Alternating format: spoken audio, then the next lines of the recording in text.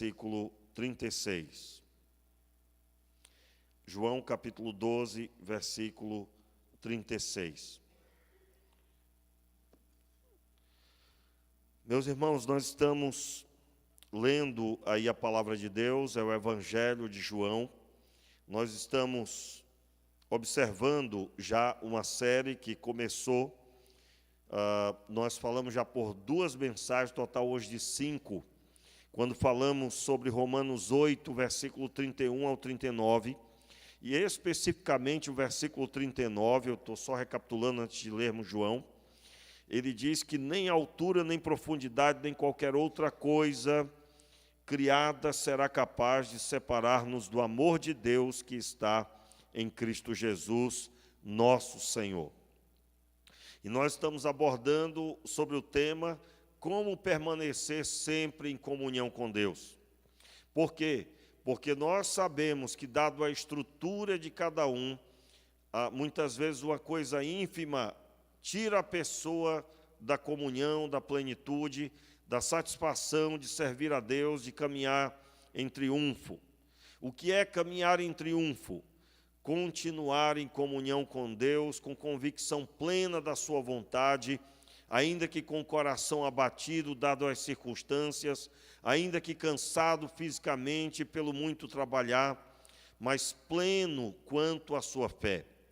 É aquela pessoa que abre a boca e diz: sei o que tenho passado, mas sei que cedo vem o Senhor para me socorrer. E então, essa estrutura, meus irmãos, é a estrutura que Paulo tinha. E nós temos abordado que ela não se conquista somente vindo aos cultos, mas sim se debruçando, se esforçando, se colocando na atitude de agir, e agir para suprir a necessidade. Eu preciso ter completa convicção de que eu preciso ser treinado por Deus. E isso demanda esforço, continuação, continuidade na busca, orar sem cessar, ler a palavra de Deus com propósito. Antes de começar aqui o culto, eu estava lendo a palavra de Deus. Hoje eu li o último capítulo, os 3 últimos capítulos de Apocalipse, terminei minha leitura bíblica da Bíblia toda. Amanhã começo novamente lendo Gênesis 1. E vou até o final novamente, que Deus me conceda que seja o mais rápido possível. E aí no final volto de novo para o começo e assim novamente para o começo, porque a palavra de Deus é alimento, deve-se comer todos os dias, e deve-se comer como quem come com vontade de comer, porque senão nossas vidas ficarão enfraquecidas, e fracos então não conseguiremos resistir no dia mau, e no dia mau que todos um dia passarão, ou já passaram, ou estão passando, não é? O próprio Paulo disse em Efésios capítulo 6, que nós devemos nos revestir de toda a armadura de Deus, para que possamos permanecer firmes depois que o dia mau vem, e assim o seu efeito não cause dano algum. Então, eu quero agora observar com os irmãos, finalizando essa série sobre como permanecer na presença, dando ênfase para o anseio para ouvir a voz do Senhor.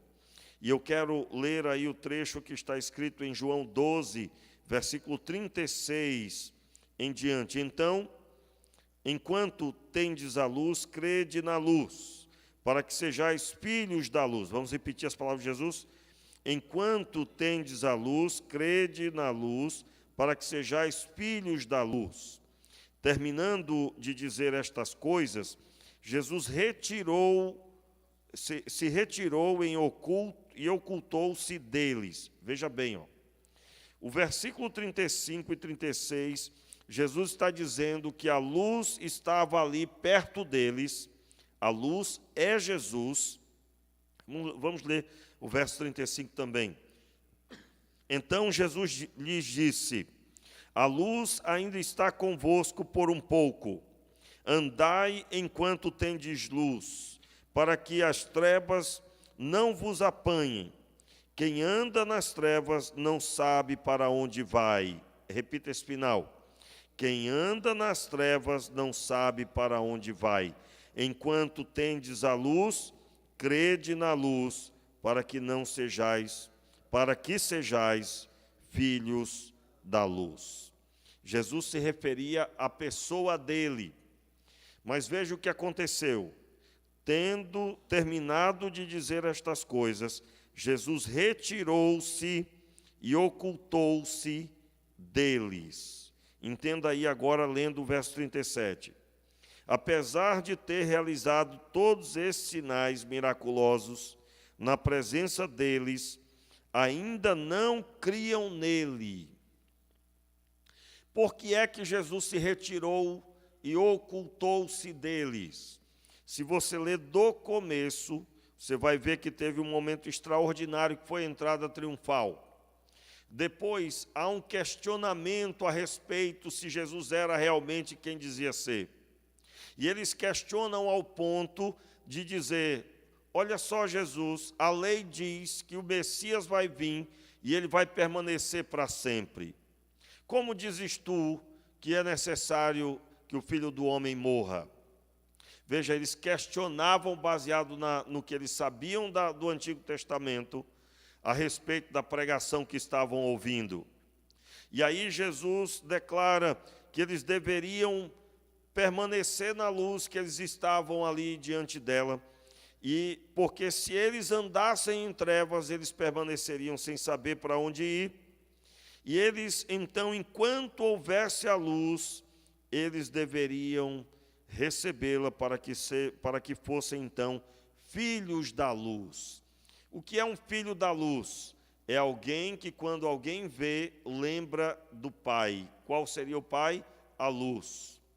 Ou seja, alguém que é filho da luz, a luz aqui é a pessoa de Jesus no meio deles, essa pessoa seria impactada pela pessoa de Jesus ao ponto de sua vida lembrar a quem o gestou, a quem o gerou espiritualmente. E então, Jesus se retira, oculta-se deles. Meus irmãos, é muito importante o que nós estamos lendo agora. Entenda bem, Jesus oculta-se deles.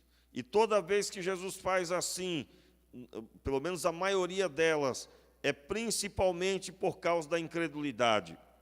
A incredulidade pode surgir no estalar de dedos. É quando vem uma dúvida à sua mente e você alimenta essa dúvida. Já aconteceu, por exemplo, comigo mesmo. Eu comecei a ver uma notícia de alguém que caiu na fé, na internet. E ali eu notei que tinha outras informações, e outras informações. E eu fui indo, e fui vendo. Quando terminou aquele apanhado de maus testemunhos, estava com meu coração assim, até entristecido, deprimido. Meus irmãos, nessa hora, se você não orar declarando, tira os meus olhos de cada um destes e coloco agora em Cristo Jesus, que não meneou a cabeça, que não recuou, que permaneceu firme até a cruz, até a morte de cruz, e venceu as trevas. Ele é o autor e consumador da minha fé, e nele é que a minha vida está firmada. Eu estou aqui trazendo um apanhado de uma série de atitudes, dentre elas parar de ver tais coisas que preenchem de morte nossas vidas. No meu caso, aconteceu comigo, já até citei aqui algumas vezes, de tempos em tempos isso já aconteceu, e se eu não dou um fim, eu estarei alimentando a minha vida com algo que vai arrancar a minha fé. Toda pessoa que está com a fé debilitada, ela deu ouvidos a coisas que não edificam. Então, você deve ter uma conduta firmada. E, é claro, de tempo em tempo eu tenho que vigiar, porque, meus irmãos, entretenimento está toda hora ao nosso redor para roubar o nosso tempo. E nosso tempo é muito importante, muito importante. Você deve ter isso firme na sua vida. E aqui, Jesus era questionado com dúvida, com incredulidade, e então ele se retira. Qual a mensagem que eu quero ministrar aqui nesse trecho? Cuidado, cuidado com suas dúvidas, cuidado com a postura para com Jesus. Por quê? Porque muitas vezes ele vai permitir com que nós nos sintamos sozinhos para que lembremos que somos pó e cinza. Meus irmãos, sem Jesus não podemos, não conseguiremos, não seremos, não alcançaremos. Por isso a nossa fé precisa estar firmada. E aí eu volto para o verso 37. Apesar de ter realizado todos esses sinais miraculosos na presença deles, ainda não criou nele. O texto dá a entender que houve vários milagres, ainda que o próprio texto não cita quais com clareza. Verso 38.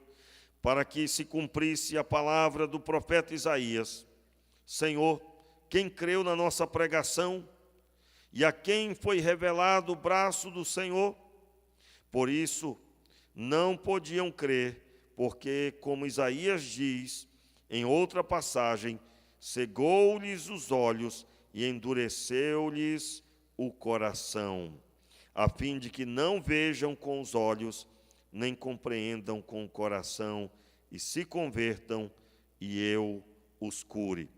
Esse trecho especificamente, ele faz parte como base da doutrina do Deus irresistível. O que é o Deus irresistível? Quando ele se revela, e ele que planejou a salvação para esse ou aquele, e ele se revela, essa pessoa é arrancada de onde está. E ele idealizou a salvação para uns e uns também para a perdição. Creio que os irmãos... Desculpa. Eu creio que os irmãos já perceberam isso na Escritura.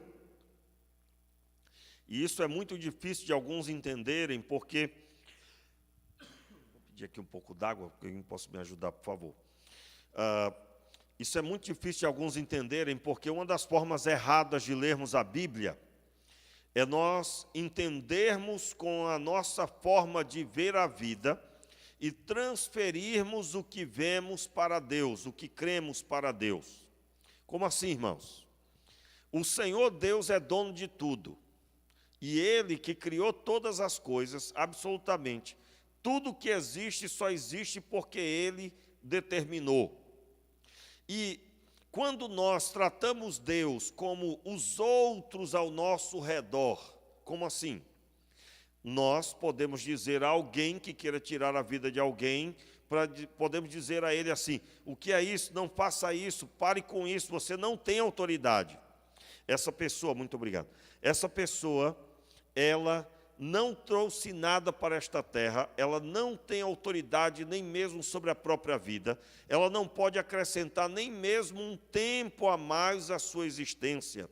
Estou citando aí palavras de Jesus. E então, ela não tem autoridade de ordenar realmente sobre o governo da terra, sobre a vida das pessoas. E aqui, irmãos, a mesma palavra é sobre o aborto.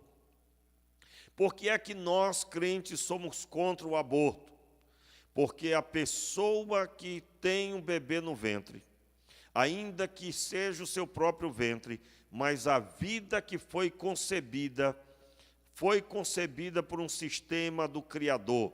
O Criador ordenou a existência humana por meio de uma relação sexual, onde uma pessoa, quando se junta com a outra, o órgão de ambos, na relação sexual, a união, aliás, do espermatozoide com o óvulo, gera uma vida, e o detentor desse poder é o Senhor que idealizou a concepção humana. A pessoa que tem o bebê no ventre não é proprietária da vida. O dono da vida é Deus. Portanto, assim como nós podemos sim cortar as unhas, cortar o cabelo, que são extensões do corpo. Você sabia disso? As unhas, elas são extensões do nosso corpo, tanto é que elas crescem. o cabelo cresce. Então você pode cortar, isso não há nenhuma dificuldade. Aliás, é bem interessante que você faça isso. Mas uma vida, um corpo humano gerado no ventre, não é uma extensão do corpo daquela pessoa. Ali é outro DNA, outra retina, outra impressão digital. Ali é uma nova vida criada sobre a terra. E esta nova vida foi planejada por Deus. Quem tem o bebê no ventre, aquela pessoa e nem o pai tem autoridade alguma para determinar a morte do bebê ou de quem quer que seja. Como nós podemos compreender a diferença entre os homens e Deus? Deus criou todas as coisas. Quero lembrar aqui, irmãos, no princípio criou Deus os céus e a terra era sem forma e vazia. E disse Deus, haja luz. Claro, tem uma parte do versículo que eu pulei. Mas eu quero dar ênfase que Deus construiu tudo o que existe. Uma das maiores declarações da Escritura são as palavras de Jó. Quando ele perdeu tudo, ele perdeu todos os bens que tinha, inclusive os 10 filhos. E ele então declara, nu vim, nu voltarei. O Senhor deu, o Senhor tirou. E em tudo, Jó não pecou contra Deus e deu graças a Deus e louvou ao Senhor por tudo. Por que é que ele não pecou?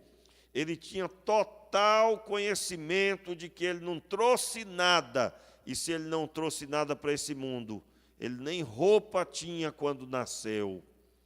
Ele vai se aborrecer pelo quê?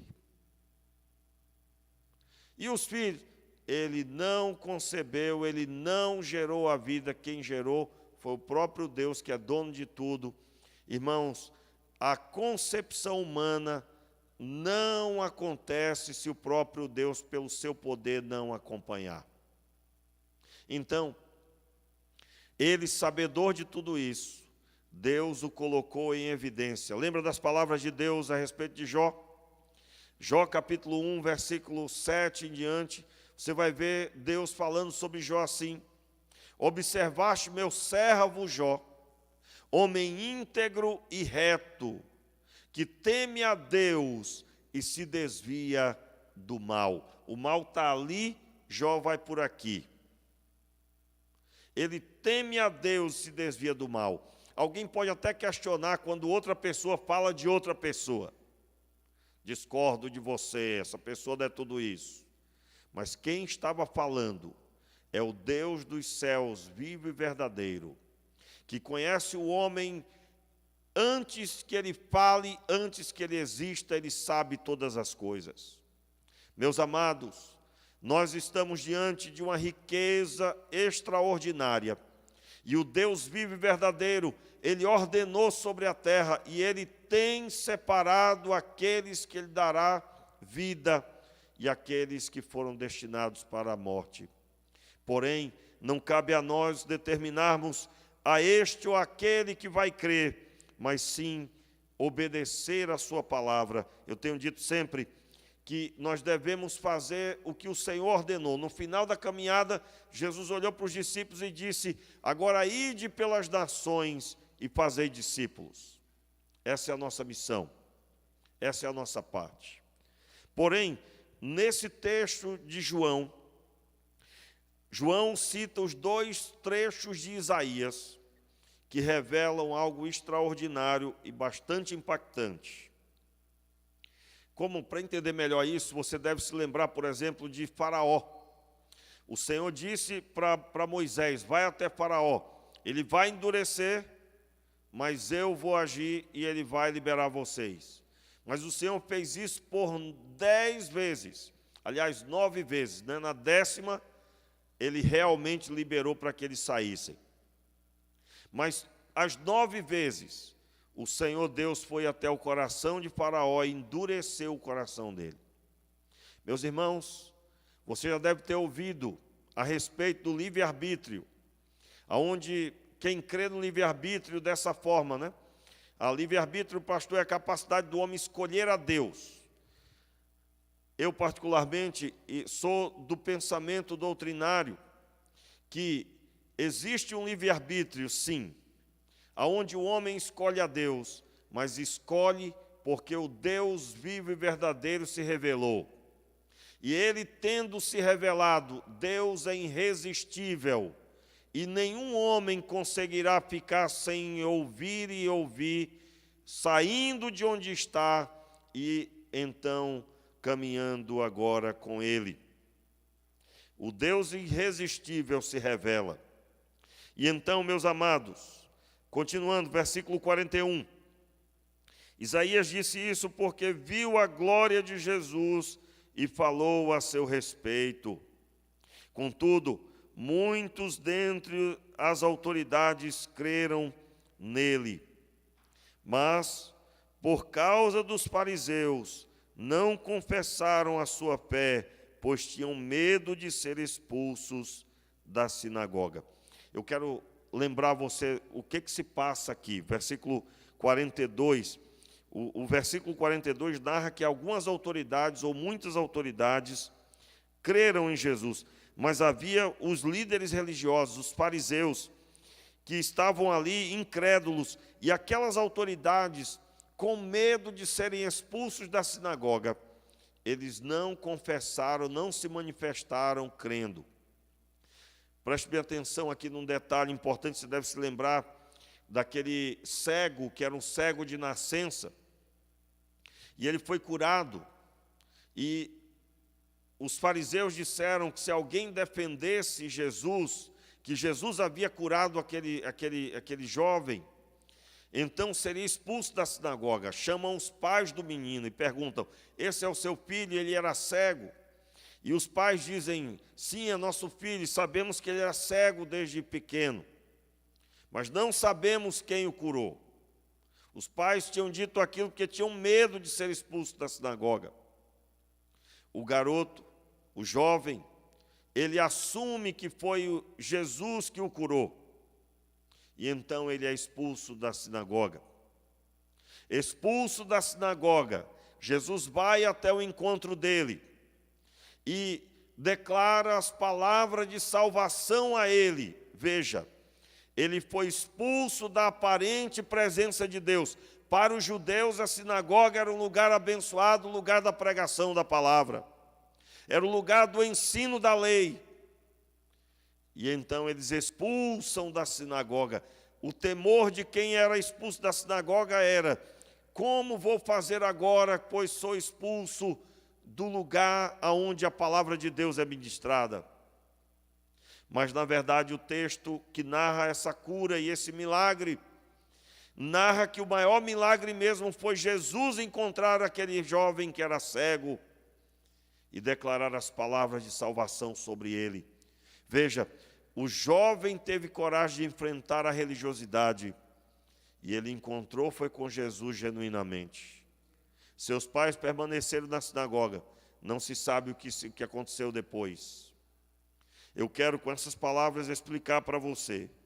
Há uma profundidade tremenda nesse texto. Aliás, o Evangelho de João é profundo. Verso 43. Pois amavam mais a glória dos homens do que a glória de Deus. Com isso, nós estamos aqui caminhando agora para entender o texto que nós lemos no começo do culto. Entendam aqui, irmãos.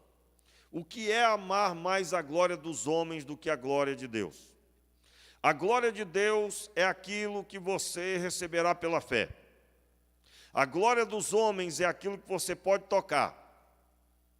Por exemplo, uma pessoa, no caso aqui, baseado no texto, para não ser expulso da sinagoga.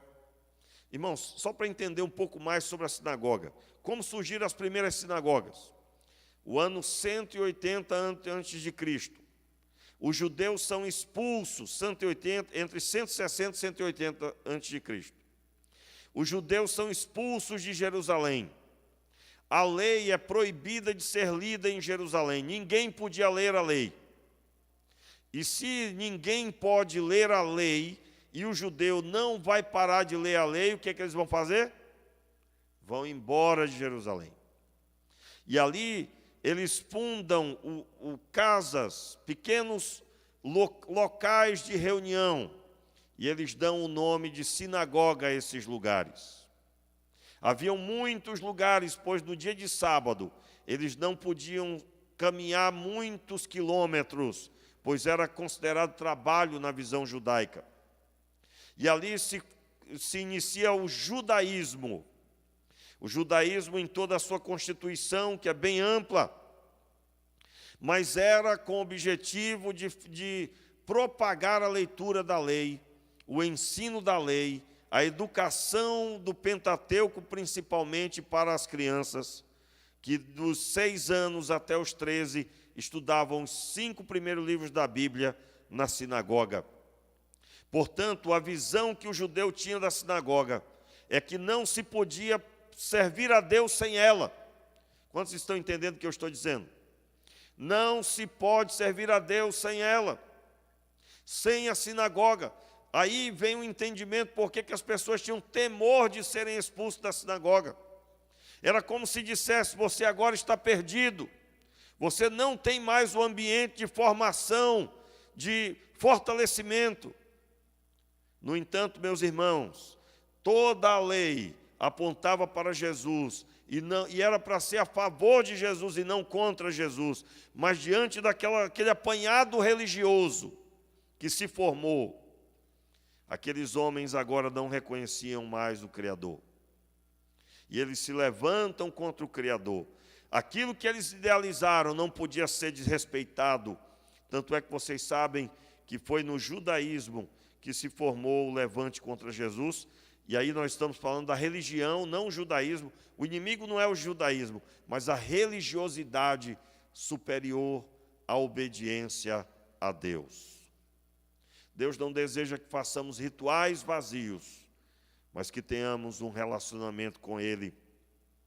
Então, o Senhor Jesus declara: pois amavam mais, o texto diz, né? Pois amavam mais a glória dos homens do que a glória de Deus. Ou seja, amavam mais as posições do judaísmo, mais ser recebido na sinagoga, amavam mais as coisas que podiam tocar e ver. Entenda aqui, meus irmãos, isso existe até hoje, viu? Existe até hoje. Você lembra?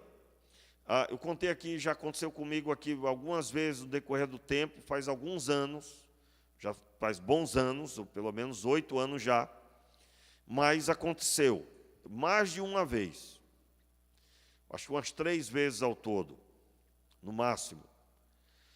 Eu estava acompanhando uma pessoa, membro da igreja, e acompanhei durante alguns meses buscando restaurar a pessoa. A pessoa estava indo para o mundo, vindo para o culto, mas indo para o mundo. E nesse caso especificamente já não vinha mais aos cultos. Mas por ser um jovem, saindo da adolescência, entrando na juventude, nós tínhamos ali um cuidado, e temos até hoje um cuidado, uma paciência, né? E aí um dia eu tive uma conversa decisiva, onde eu disse para ele que ele seria desligado, cirurgiado do corpo de Cristo. Por quê? Porque o escândalo de seu mau testemunho estava muito latente, e já há bom tempo. E eu me lembro, irmãos, que quando eu comecei a falar, o rapaz foi ficando apavorado. Eu digo: bem, eu acredito que agora vai firmar, né? Mas quando eu disse que ele seria desligado do hall de membros, ele se apavorou ao ponto de dizer: não, mas isso não. Aí eu digo: então você vai voltar e vai ficar firme no Senhor. E aí ele não sabia responder e não conseguia firmar que ficaria firme. Aí eu digo: meu amigo, me faça entender o que é que você quer então. E finalmente, irmãos, ele explicou. Ele disse: pastor, se o senhor tirar o meu nome do hall de membros, eu perco a minha salvação. Aí eu disse: como assim? Ele entendia que o nome dele, estando na membresia da igreja, ele tinha um lugar no céu garantido.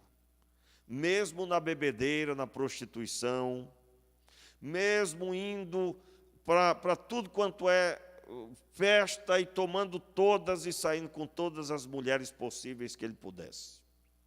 Ele estaria salvo. Ele acreditava plenamente nisso.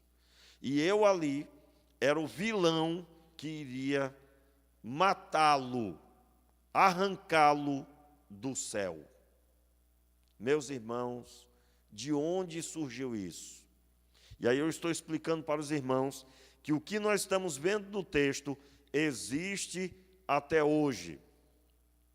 Existe até hoje. Como que alguém pode entender que fazendo parte da igreja, sem um relacionamento com Deus, só com o nome em uma lista, vai morar no céu? Como que é possível?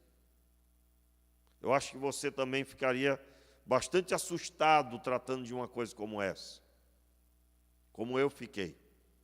E aí, é claro, eu fui ali abrir a Bíblia e fui explicar para ele algo que eu achei que ele já sabia.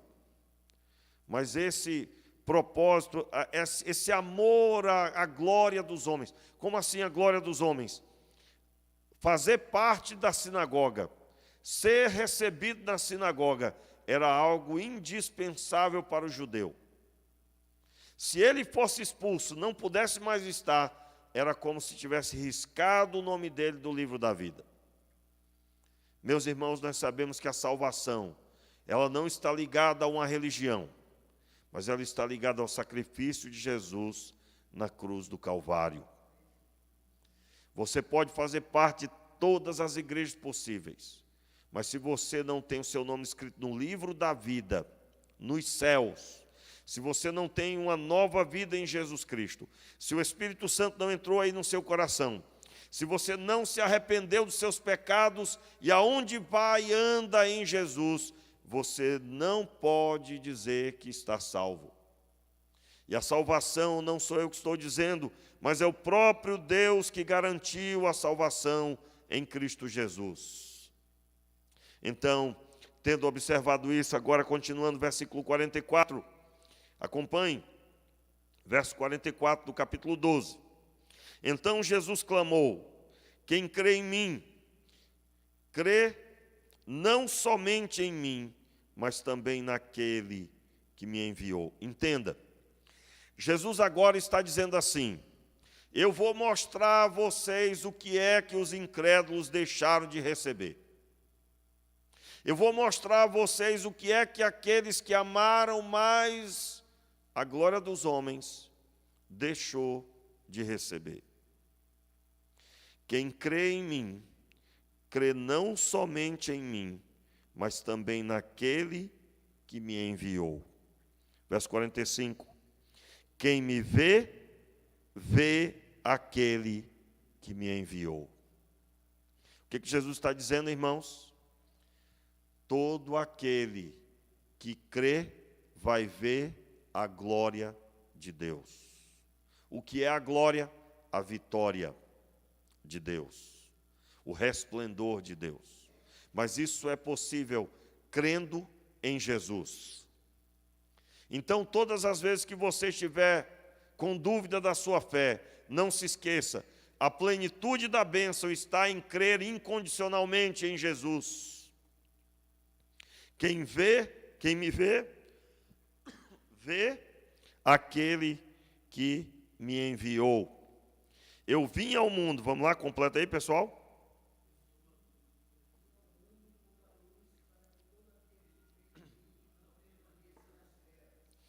Eu vim ao mundo como luz, para que todo aquele que crê em mim não permaneça nas trevas. Ou seja, quem crê em mim, que estava nas trevas, vai ser arrancado dela, porque creu.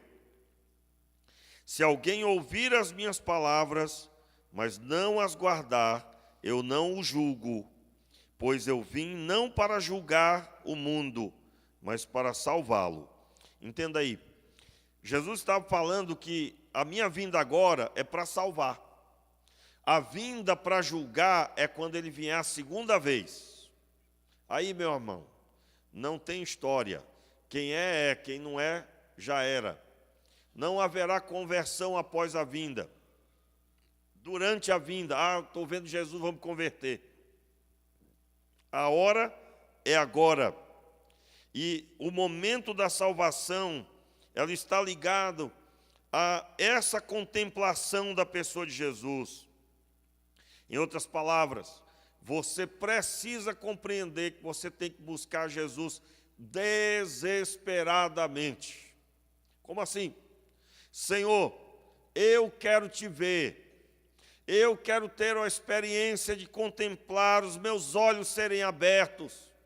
Meus irmãos, nós estamos falando de uma pessoa orando e a palavra de Deus se abrir diante dela. Nós estamos falando de uma pessoa que deseja ter uma experiência extraordinária, aonde o Cristo vivo se revela a ela. Eu estou falando da leitura bíblica, aonde a palavra de Deus salta do papel e você consegue enxergar de forma nítida todas as coisas. Eu poderia passar a noite toda tentando expressar o que significa isso, e eu não conseguiria, somente o próprio Deus pode gerar isso.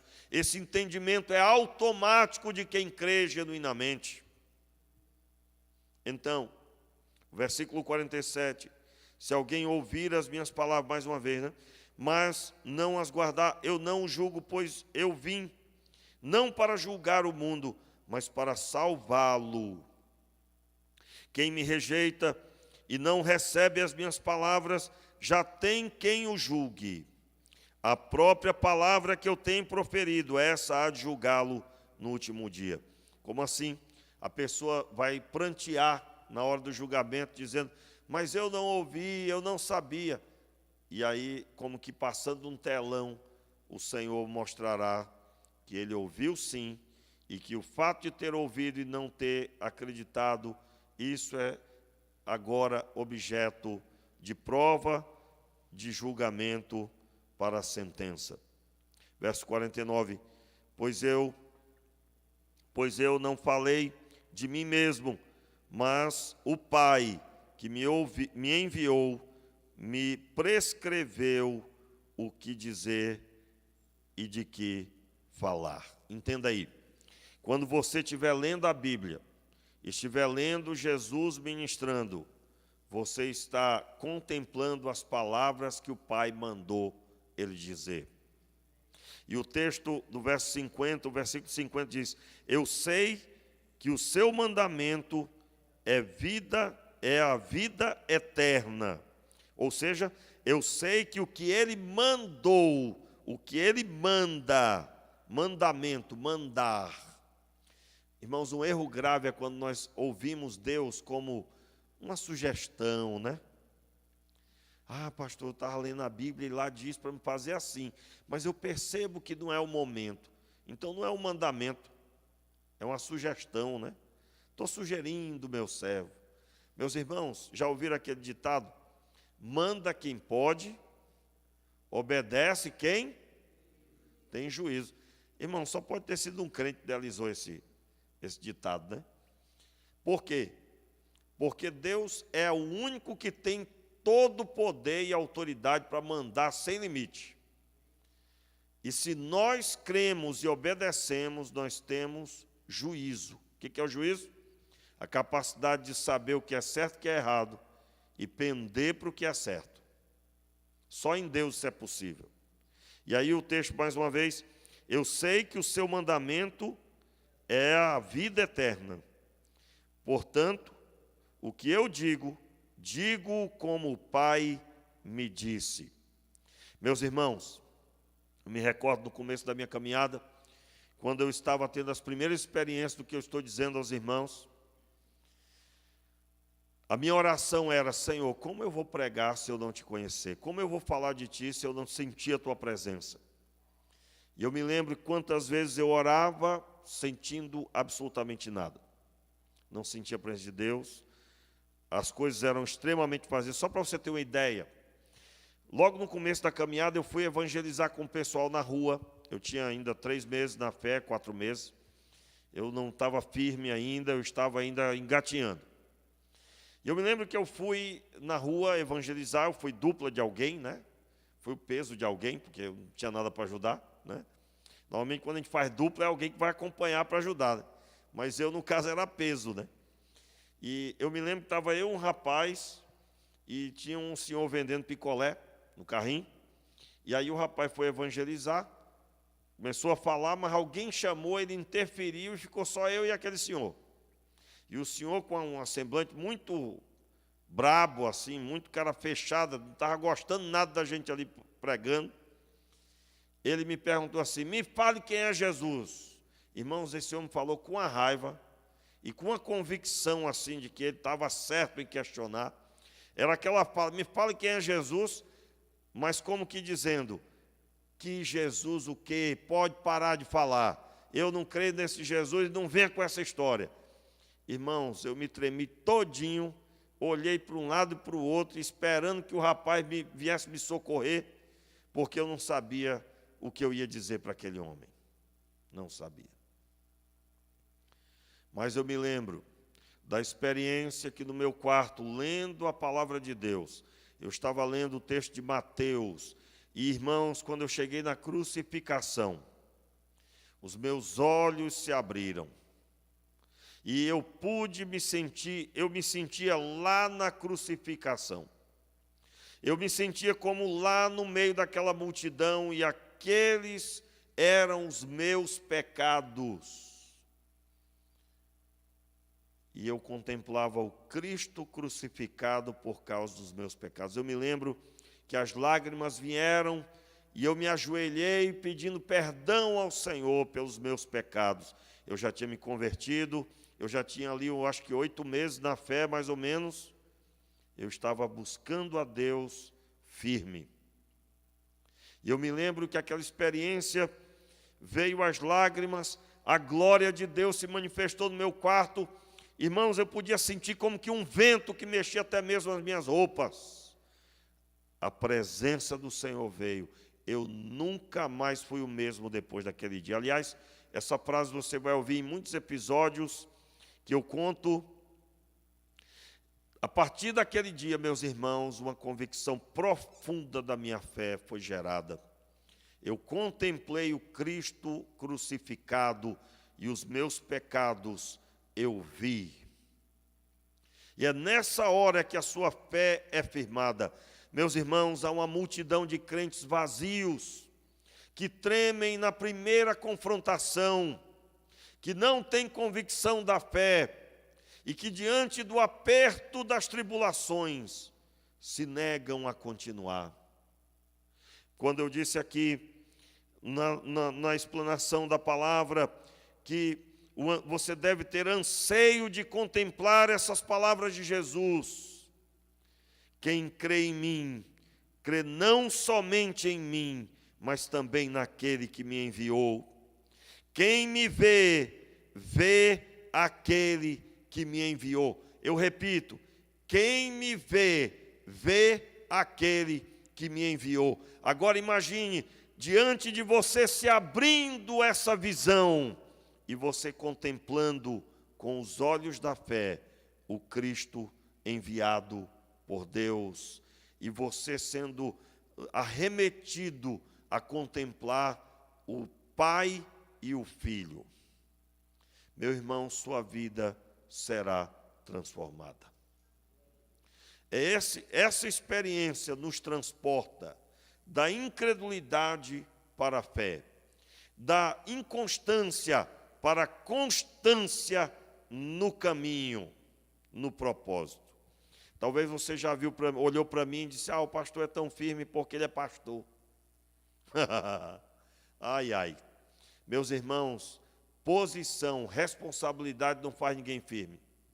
O que faz uma pessoa firme, quando eu digo responsabilidade, você tem a responsabilidade sobre sua casa, sobre seu trabalho, não tem uma responsabilidade sobre uma igreja. Mas isso não faz com que você seja mais forte ou mais fraco, ou eu mais forte ou mais fraco. Independente da responsabilidade, o que firma uma pessoa é a experiência que ela tem com Deus.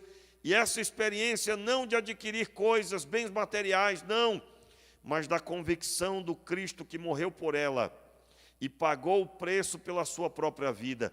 Meus irmãos, nu viemos e nu voltaremos, se então o Senhor já não tiver voltado. Mas se nós contemplarmos o arrebatamento, e é claro, se já tivermos partido, a Bíblia diz que os que morrem, os que morreram, ressuscitarão primeiro. E os que estiverem vivos vão contemplar eles serem ressuscitados, e então suas vestes brancas serão mostradas. Nós receberemos vestes brancas naquele dia. Eu quero, com isso, dizer para você que você terá uma vida plena de comunhão contínua com Deus, mas você precisa da convicção, da fé de quem contempla o Cristo que veio e fez a obra, e essa obra é imutável. Ela foi dada a você e ninguém pode arrancá-la. E então você poderá declarar: nem altura, nem profundidade, nem qualquer outra criatura será capaz de separar-nos do amor de Deus, que está em Cristo Jesus, nosso Senhor. Você sabia que existe uma diferença entre o Cristo e o Senhor? Todo mundo, irmãos, quer ter o Cristo Messias. Cristo Jesus, o Cristo, o Messias, para todo mundo isso é uma maravilha. Mas o Cristo Senhor, que é o complemento, Ele salvou, Ele é o Messias, mas Ele é o Senhor, e que você se submete, que você obedece genuinamente. Fique de pé no seu lugar, vamos orar. Separe um tempo de oração na sua casa, leia esse texto novamente e diga para Deus: Senhor, eu quero contemplar a Tua face, eu quero ver a Tua face, eu quero ter a experiência da convicção profunda. Quem vê Jesus, vê aquele que o enviou. O Deus, o Pai, enviou Jesus. Eu vim ao mundo como luz, para que todo aquele que crê em mim não permaneça nas trevas. Aqueles que estão em trevas não sabem para onde vão, é o que diz o versículo 35 no finalzinho. Você está aqui hoje sem rumo, meu irmão? Você tem convicção para onde você está indo? Você sabe o que te espera amanhã? Pastor, quem sabe? Meu irmão, eu tenho como responder para você. O que te espera amanhã e depois é o Deus sentado no trono com todo o governo na mão dele. E a sua vida pertence a ele, ele tem o governo sobre tudo. Não temeremos o dia de amanhã. O dia de amanhã pertence a Deus e ele é que governa. O governo de Deus ordena, portanto, não temerei mal algum. Mas quem anda em trevas não consegue ver o trono, está na escuridão. E na escuridão ninguém consegue ter convicção. Então feche os seus olhos e peça a Deus: Senhor, abre a minha visão. Abre a minha visão, que o Senhor te encha de fé e ousadia. Que a autoridade do Senhor caia sobre a sua vida, trazendo transformação. Que a sua vida seja cheia de temor de Deus. Meu Pai, na Tua presença nos colocamos. E nós te pedimos, Pai, enche os nossos corações de anseio por Ti. Enche os nossos corações de anseio pela Tua presença. Senhor, Tu sabes todas as coisas.